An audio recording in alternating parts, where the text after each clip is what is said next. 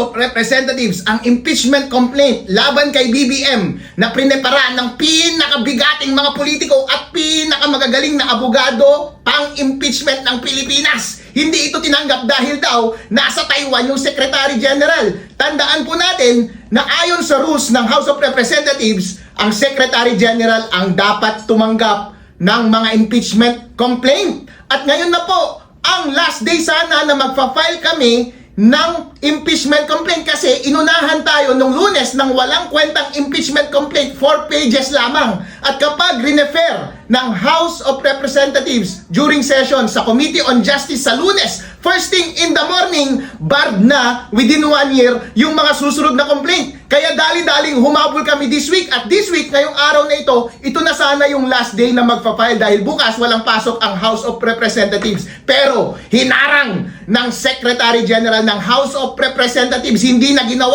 ginawa ang kanyang trabaho. Ministerial duty yan, hindi yan discretionary. At kung wala ka sa Pilipinas, meron ka dapat tagasalo ng trabaho. At true enough, meron yung deputy niya doon sa opisina, pero sabi niya, wala daw siyang authority tumanggap. Sir, ang authority mo na tumanggap ay nasa batas. Kapag wala yung Secretary General, ikaw dapat ang tumanggap. Noong mga nakaraang mga complaint ng impeachment laban sa iba't ibang mga opisyal, tumatanggap po ang Office ng Secretary General ng mga impeachment complaint.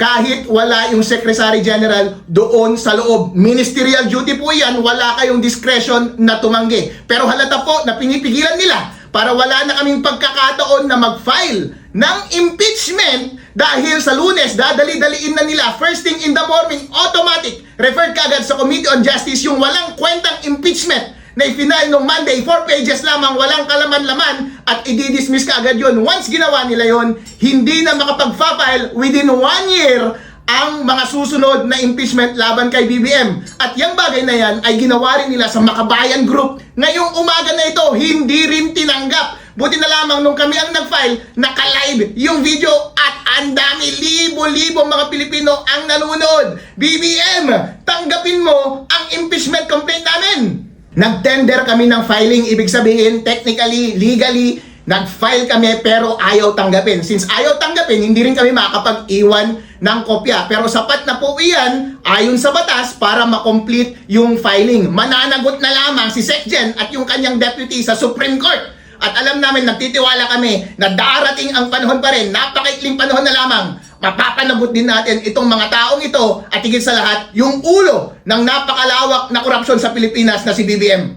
Ganito yan. Manood ka ng video. Like the video. I-follow mo na rin yung creator.